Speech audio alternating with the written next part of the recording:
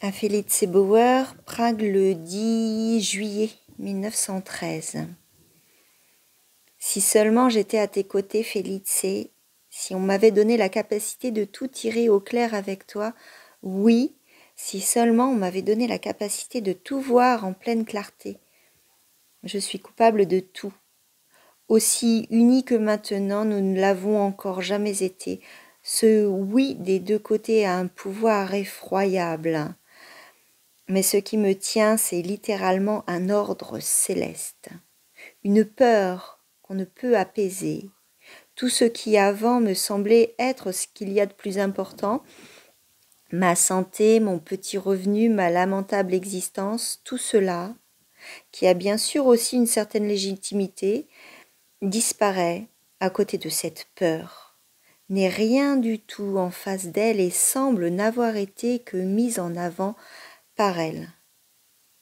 C'est, pour être tout à fait franc, comme je l'ai toujours été face à toi en fonction du degré de connaissance de moi-même qui était le mien à cet instant, et pour être enfin reconnu par toi comme fou, la peur de l'union, même avec l'être le plus aimé, précisément avec l'être le plus aimé.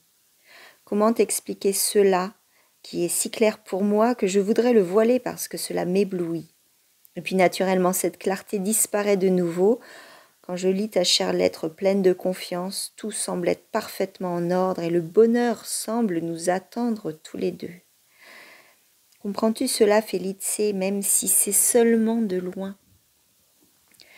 J'ai le sentiment particulier que par le mariage, par l'union, par la dissolution de ce rien que je suis, je vais aller à ma perte, non pas seule, mais avec mon épouse, et plus je l'aime, plus cela ira vite, plus cela sera terrible.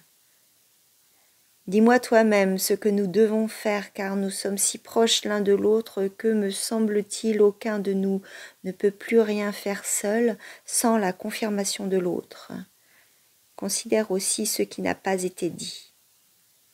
Questionne-moi, je réponds de tout, je réponds à tout. Dieu, il est vraiment grand temps de détendre cette tension, et jamais une jeune fille n'a sûrement été autant martyrisée par celui qui l'aimait.